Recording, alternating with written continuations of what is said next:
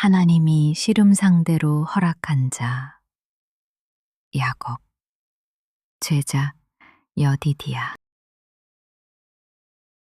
지난 이야기.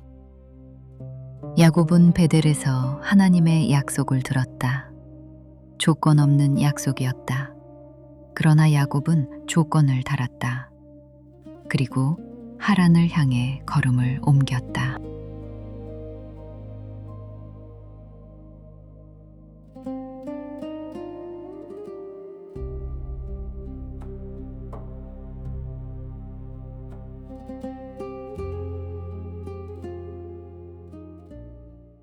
하란 땅에 이르렀다고 지나던 행인이 알려주었다.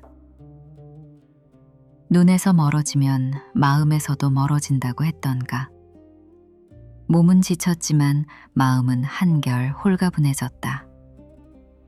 야곱은 처음으로 평생 자신을 옥죄어왔던 것들에서 벗어나 있었다. 장자권, 아버지의 사랑, 가족 안에서의 위치, 사람들이 자신을 대하는 태도, 끊임없이 자신을 괴롭히고 힘들게 했던 그 모든 것들이 지금 여기에는 없었다. 그러고 보니 자신이 싸우고 괴로워했던 그 많은 것들이 사실은 그렇게 큰 문제가 아니었다. 가슴속에 쌓여있던 욕심이 사라진 것은 아니었다. 그러나 거리가 생기자 처음으로 자신을 볼 수 있었다. 그러고 보니 자신도 힘있고 건장한 남자였다. 하란으로 가까이 오면서 야곱은 느꼈다. 부자인 아버지 이삭의 아들로 살았던 자신이 이곳 사람들과 많이 다르다는 것을. 먼저 입은 옷이 달랐고 신발이 달랐고 장신구도 달랐다. 마치 도시에 살던 부잣집 도련님이 처음 시골에 온 것 같은 느낌이었다. 저쪽에 목자 몇 명이 있었다. 야곱은 외삼촌 라반의 집을 물으러 다가갔다. 혹시 나홀의 손자 라반이라는 분을 아시오? 알다마다요. 그 어른은 평안하시지요? 그런데 댁은 누구시오? 라반 어른과는 무슨 사이요? 제 외삼촌이 올시다. 그렇군요. 그 어른의 딸 라헬이 아마 금방 여기로 올 것이요. 라반 어른의 양떼에게 물 먹이러 올 시간이 올시다. 아직 해가 높은데 양들이 풀을 더 뜯게 해야 살이 더 찌는데. 야곱은 생각했다. 아직은 해가 많이 남았으니 양들에게 풀을 뜯길 시간이 많은데 어서 물을 먹이고 다시 풀밭으로 보내지 그러시오. 저 우물을 덮은 돌이 보이시오? 저걸 옮겨야 우물물을 뜰 수 있는데 보시다시피 돌이 커서 한두 사람으로는 어림도 없소. 그래서 다른 목자들이 올 때까지 기다리는 것이요. 그때 라헬이 양떼를 몰고 우물가로 오고 있었다. 가까이 다가오는 라헬을 본 야곱의 마음은 터질 듯 요동쳤다. 어려서 본 어머니가 눈앞으로 다가오고 있었기 때문이다. 눈매와 이마가 닮았다. 그러나 라헬은 라헬이었다. 어머니보다 더 젊었고 더 조용했고 눈빛이 달랐다. 세상을 오래 바라본 사람의 눈이 아니라 세상에 아직 신기한 사람의 눈이었다. 야곱은 옆에 있던 큰 막대기를 집어들었다. 우물을 덮고 있던 큰 돌에 나무 막대기를 지렛대 삼아 밀어보았다. 처음에 꼼짝도 하지 않았다. 야곱은 주변에 있던 돌을 하나 더 가져다 나무 밑에 끼워 넣고 힘껏 밀었다. 돌이 꾸드덕 소리를 내며 움직이기 시작했다.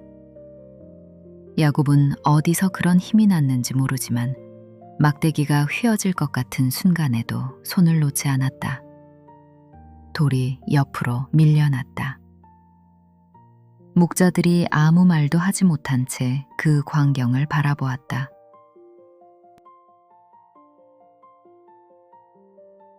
양들이 물을 마시고 있었다.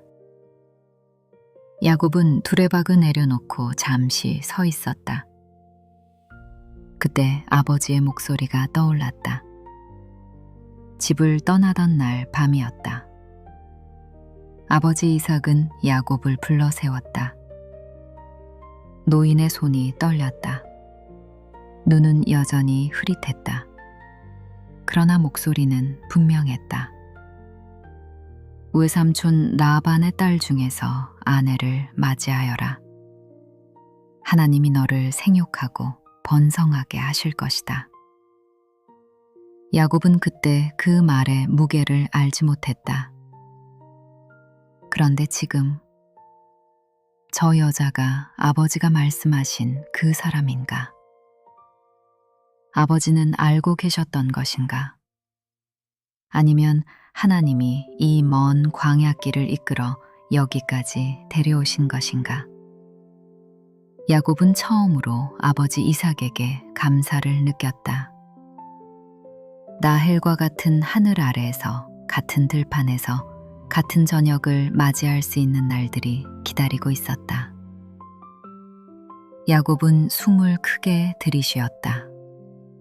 오래 조여있던 무언가가 풀리는 느낌이었다. 에서를 의식하고 아버지의 눈길을 의식하고 모든 것을 계산하던 그 야곱이 지금 이 우물가에는 없었다. 처음으로 순수한 야곱이 거기 서 있었다. 그러나 야곱은 알지 못했다. 그것이 아름다운 일이라는 것과 동시에 위험한 일이라는 것을. 양들에게 물을 다 먹이고 야곱은 라헬 앞으로 걸어갔다. 그 많은 상황에서 늘 할 말을 먼저 계산하던 사람이 지금은 아무런 계산도 할 수 없었다. 눈가에 눈물이 고였다. 야곱은 자신이 왜 우는지 알 수 없었다. 다만 이것만은 알았다. 지금 이 순간 자신은 아무것도 계산하고 있지 않다는 것을. 그것이 낯설었다. 그리고 그 낯섦이 울음이 되었다. 저는 당신의 아버지 라반의 조카입니다. 리브가의 아들입니다. 목소리가 떨렸다. 라헬은 멀리서부터 보았다. 우물가에 낯선 사람이 서 있었다. 처음엔 그냥 지나쳐도 될 것 같았다. 그러나 가까워질수록 발걸음이 느려졌다. 그 사람의 옷이 달랐다. 하란에서 보던 옷이 아니었다. 먼지가 앉아 있었지만 그 아래 천의 결이 보였다. 사람의 외모에 크게 신경 쓰지 않던 라헬이었는데 이번엔 달랐다. 눈이 자꾸 그쪽으로 갔다. 그리고 그가 돌을 집어드는 것을 보았다. 목자들이 비웃었다. 그런데 그 낯선 사내가 혼자 지렛대를 만들어 돌을 밀었다. 꿈쩍도 하지 않을 것 같던 돌이 삐걱거리더니 옆으로 밀려났다. 라헬은 그 순간 숨을 멈추었다. 그동안 라헬이 알던 남자들은 다 비슷했다. 라헬의 가슴 어딘가에서 늘 기다리던 무언가가 그들에게는 없었다. 그런데 지금 눈앞에 서 있는 이 사람에게는 그것이 있었다. 기품이었다. 계산되지 않은 자연스러운 기품. 자신이 어떻게 보일지를 의식하지 않는 사람에게서만 나오는 것. 그의 눈가에 눈물이 고여 있었다.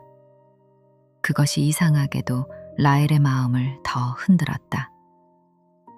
이 먼 길을 걸어온 사람, 무언가를 등 뒤에 두고 온 사람, 그런데도 무너지지 않고 서 있는 사람. 라헬은 뒤를 돌아 달리기 시작했다. 아버지에게 알리러 가는 것이었다. 그러나 달리는 발걸음 속에는 그 이상의 것이 담겨 있었다. 아버지, 빨리 오세요. 라반은 달려왔다. 누나 리브가의 아들. 그 이름을 들었을 때 라반의 가슴이 먼저 움직였다. 리브가. 오래전 이름이었다. 까마득히 먼 옛날 집을 떠나던 누나의 뒷모습이 떠올랐다. 라반은 야곱에게 달려가 두 팔로 그를 안았다. 내 혈육이 왔구나. 그 말은 진심이었다. 그러나 라반의 눈은 멈추지 않았다. 야곱을 안으면서도 그 눈은 조용히 훑고 있었다. 어깨의 너비, 팔의 두께.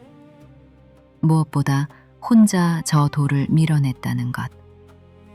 쓸 수 있는 사람이다. 그 생각은 반가움과 거의 동시에 왔다. 들어오게, 먹고 쉬어야지. 라반의 손이 야곱의 어깨를 감싸고 집 쪽으로 이끌었다. 야곱은 그 손의 온기를 느꼈다. 집을 떠난 후 처음으로 누군가의 품에 안갔다. 지쳤고 외로웠고 오래 걸어왔다. 그 모든 것이 이 한순간의 온기 앞에서 무장해제되었다. 그래서 야곱은 보지 못했다. 라반이 자신을 안으면서 동시에 무언가를 계산하고 있었다는 것을. 집 안으로 들어서자 라반이 식구들을 불러 모았다. 내 딸들이네. 먼저 큰딸 레아일세. 레아는 앞으로 나섰다. 야곱 쪽으로 고개를 들었다. 잠깐이었다. 눈이 마주칠 것 같은 순간 시선을 거두었다. 가슴이 너무 크게 뛰고 있었다. 레아는 아무 말도 하지 않았다. 야곱은 레아를 보았다. 그러나 야곱의 마음은 이미 다른 곳에 있었다. 우물가에서 처음 보았던 라헬의 눈빛이었다. 레아가 고개를 숙이고 있었다. 야곱은 순간 이상하다는 생각이 스쳤다. 낯선 사람이 반갑지 않은 것인가? 그러나 그 생각은 오래 머물지 않았다. 그리고 이 아이가 작은 딸 라헬이네. 야곱은 고개를 돌렸다. 라헬이 서 있었다. 등잔불 아래에서 보는 라헬은 또 달랐다. 라헬은 눈을 피하지 않았다. 야곱을 바라보고 있었다. 낮에도 그랬던 것처럼. 라반과 야곱이 식사하며 이야기를 나누는 사이 라헬은 분주했다. 구석에 비어있는 방에 항아리를 옮기고 바구니를 날랐다. 평소라면 하지 않을 일이었다. 이런 일은 언니 레아의 몫이었다. 그런데 지금 라헬의 손이 움직이고 있었다. 이부자리를 찾았다. 어디 있는지 몰랐다. 한 번도 꺼내본 적이 없었으니까. 무엇을 찾고 있니? 이부자리. 작은 창고 맨 안쪽에 있어. 위쪽 선반. 내가 꺼내줄까? 괜찮아. 레아는 아무 말도 하지 않았다. 라헬이 창고 안으로 들어가는 것을 바라보다가 조용히 돌아갔다. 사실 레아도 보았다. 야곱이 아버지에게 이끌려 집 안으로 들어서던 그 순간부터 라헬보다 먼저였다. 설레임이라는 것이 있다면 이런 것이겠구나 하고 레아는 생각했다. 그러나 레아는 앞으로 나서지 않았다. 나설 수가 없었다. 손님이 오면 잠자리를 준비하는 것은 언제나 레아의 일이었다. 오늘은 왜인지 더 잘하고 싶었다. 편안하고 예쁜 잠자리를 만들어주고 싶었다. 부엌일을 마무리하고 빈 방으로 갔다. 그런데 라헬이 그 방에 있었다. 레아는 문 앞에서 멈추었다. 20년을 같이 산 동생이었다. 라헬의 저 모습을 레아는 처음 보았다. 한 번도 본 적 없는 모습이었다. 그러나 그것이 무엇인지는 알았다. 자신의 가슴 속에 있는 것과 같은 것이었다. 레아는 부엌으로 돌아왔다. 구석에 과자가 있었다. 오래전부터 아껴두었던 것이었다. 특별한 날을 위해 남겨둔 것이었는데 그 특별한 날이 언제인지는 정하지 않았었다. 레아는 그것을 접시에 담았다. 야곱 앞 탁자에 접시를 살며시 내려놓았다. 한 번만 보고 싶었다. 가까이서 한 번만. 그러나 가슴이 너무 크게 뛰고 있었다. 레아는 고개를 들지 못했다. 탁자에서 손을 떼자마자 몸을 돌려 방을 빠져나왔다. 부엌 앞에 와서야 멈추었다. 벽에 등을 기대고 눈을 감았다. 가슴이 아직도 뛰고 있었다. 어쩌면 처음이었다. 어느덧 피로가 찾아왔다. 라반이 레아를 불렀다. 야곱의 잠자리를 마련해야 했다. 그런데 먼저 나타난 것은 라헬이었다. 이미 다 되어 있어요. 라헬이 야곱을 안내하여 방으로 향했다. 뒤늦게 달려온 레아가 복도에서 멈추어 섰다. 라헬이 앞서 걷고 있었다. 야곱이 그 뒤를 따르고 있었다. 레아는 아무 말도 하지 않았다. 방 안에서 라헬이 이것저것 설명했다. 목소리가 경쾌했다. 말이 끊이지 않았다. 한참이 지났을 때 방문이 조용히 열렸다. 레아였다. 두 손에 물그릇과 과자 접시를 들고 있었다. 밤에 목이 마르실 것 같아서요. 그것뿐이었다. 물그릇과 과자 접시를 탁자 위에 살며시 내려놓았다. 나서고 싶지 않았다. 조금만 더 있고 싶었다. 그러나 레아는 몸을 돌려 조용히 방을 나섰다. 라헬도 잠시 후 방을 나갔다. 편히 쉬세요. 야곱은 혼자 남았다. 이부자리 위에 누웠다. 오늘 하루를 이렇게 마무리한 것은 처음이었다. 감사한 마음으로 하루가 끝나는 것이. 라헬의 얼굴이 떠올랐다. 내일도 그 목소리를 들을 수 있을 것이었다. 모레도 그 다음 날도. 그때 시선이 탁자 위로 갔다. 물그릇이 있었다. 과자 접시가 있었다. 레아가 생각났다. 고마웠다.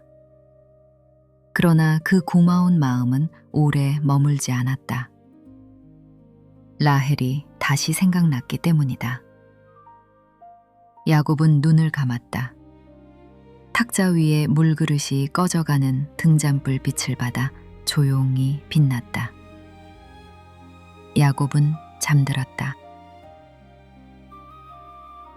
아침이었다.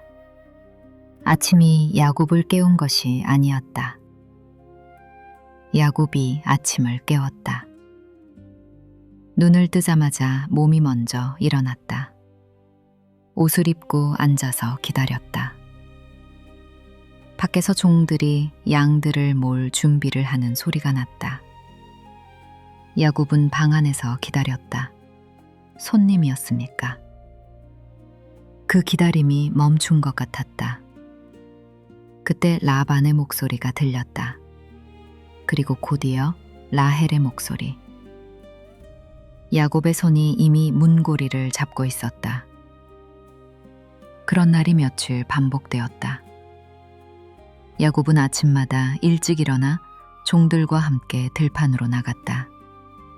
양의 상태를 살피고 물기를 확인하고 약한 놈이 있으면 따로 출현했다. 라반은 그 모습을 보며 아무 말도 하지 않았다. 다만 눈이 따라갔다. 어느 저녁이었다.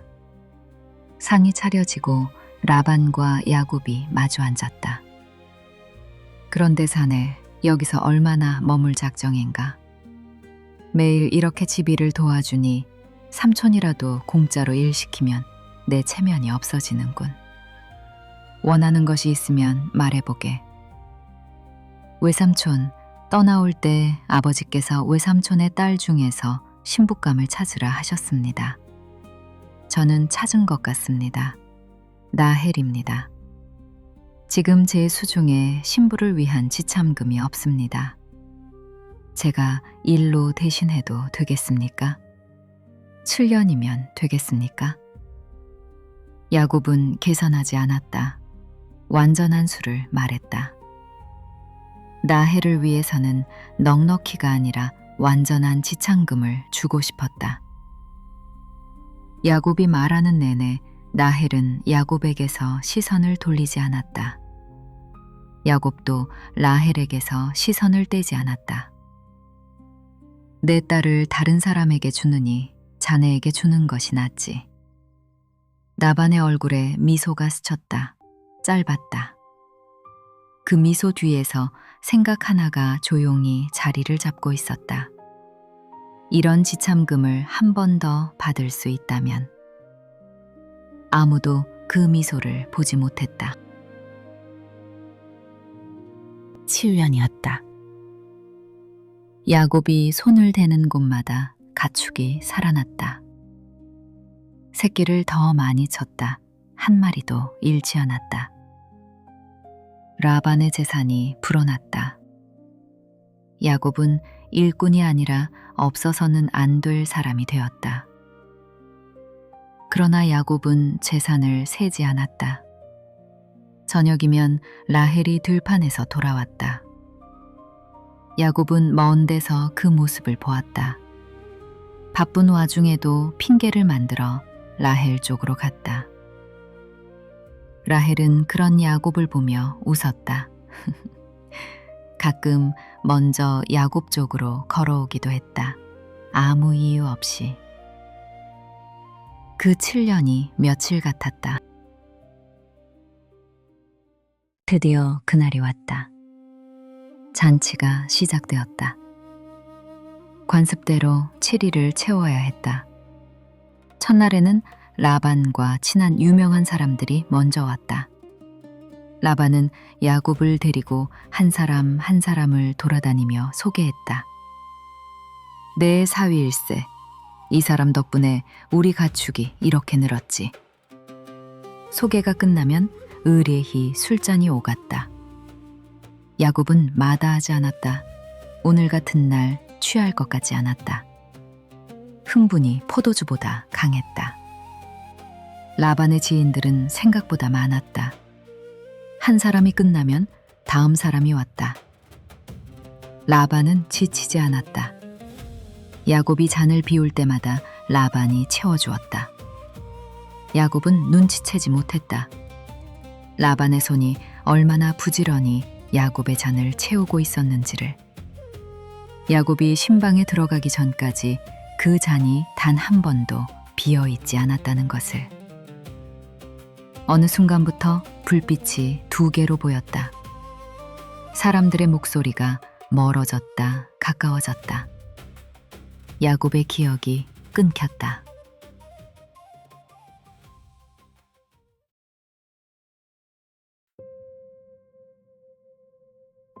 눈이 떠졌다. 언제 어떻게 여기까지 와서 누웠는지 기억이 없었다.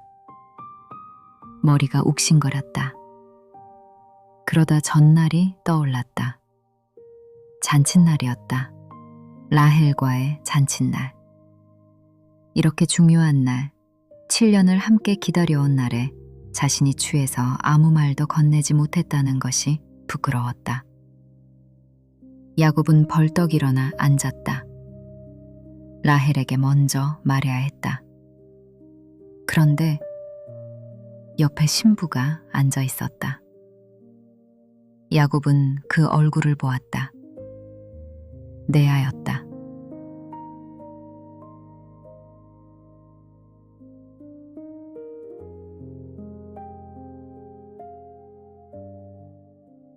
방 안이 조용했다.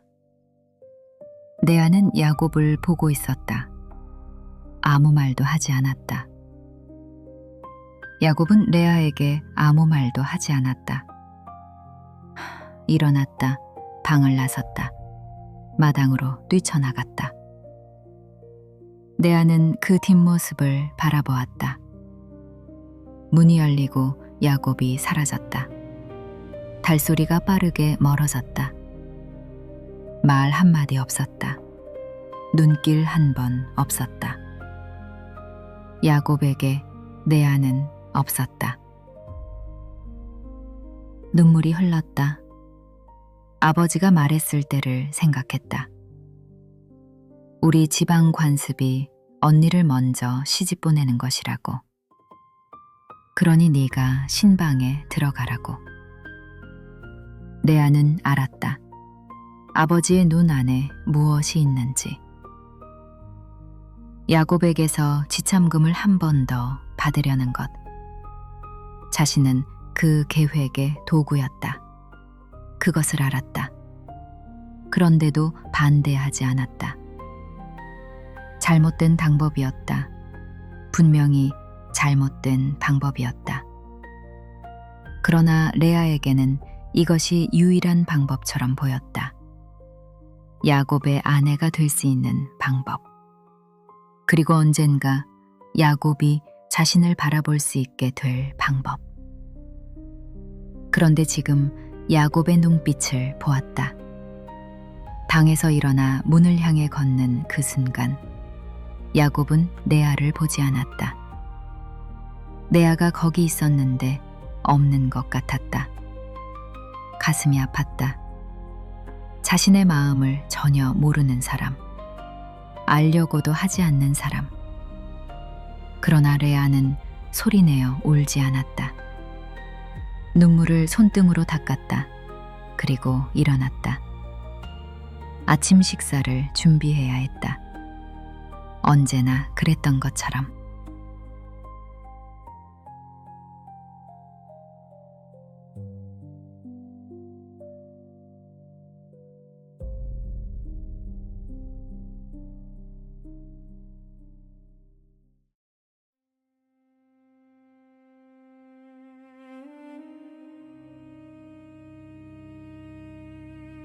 라반은 마당에 서 있었다. 기다리고 있었다. 삼촌, 이게 어떻게 된 일입니까? 분명 라헬을 위해 7년을 일했습니다. 저와 라헬 사이의 마음을 삼촌도 모르지 않으실 텐데요. 야곱, 여기서는 언니보다 동생을 먼저 시집 보내면 웃음거리가 되네. 그것은 언니의 앞으로의 혼사에도 큰 지장을 주지. 이렇게 합세. 결혼날 2레를 채우게. 그 다음 라헬도 자네 신부로 주겠네. 단 이번에는 참말로 라헬을 위해 일해주게. 자네가 말한 7년을. 라반의 얼굴에 미소가 스쳤다. 이번에는 야곱이 보았다. 그리고 오래전 어두운 천막이 떠올랐다. 형의 옷을 입고 아버지의 방을 나서던 자신. 뒤에서 울음을 터뜨리는 에서. 그리고 그 안에 남겨졌을 아버지. 아버지 이삭은 분명 지금 내 심정이었을 것이다.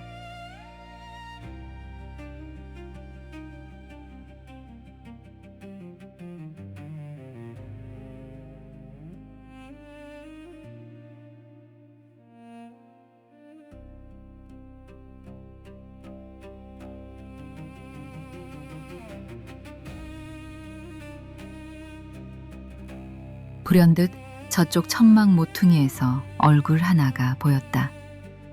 라헬이었다.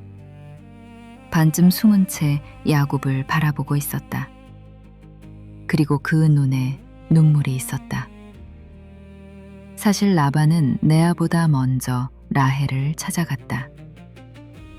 라헬아, 너도 알다시피 야곱은 목축의 대간이라. 야곱이 아버지를 위해 일한 이 7년 동안 아버지의 가축이 배가 되었느니라. 그런 야곱을 이제 보낼 수 없다.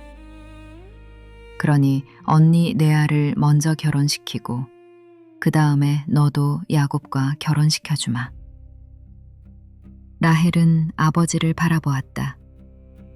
아버지의 말은 사랑이 아니라 거래였다. 그러나 라헬에게 선택의 여지가 없었다. 결혼은 아버지가 결정하는 것이었다. 야곱은 라헬의 눈물을 보았다. 그것으로 충분했다. 결심이 섰다. 그렇게 하겠습니다, 삼촌. 그러나 이번에는 꼭 약속을 지키셔야 합니다. 라반의 대답을 기다리지 않았다. 야곱은 라헬에게 달려갔다. 라헬을 와락 품에 안았다. 두 사람은 서로를 붙잡고 울었다. 이 모든 것이 이렇게 되어야 했느냐는 것과 그래도 서로 곁에 있다는 것이 함께 흘러내리고 있었다. 마당 저편에서 라반은 그 모습을 보고 있었다. 그리고 돌아섰다. 종에게 무언가를 지시했다. 먼 곳에서 레아가 보고 있었다. 두억 입구에 서서 두 사람이 서로를 안고 우는 모습을. 레아는 돌아섰다. 물을 끓여야 했다.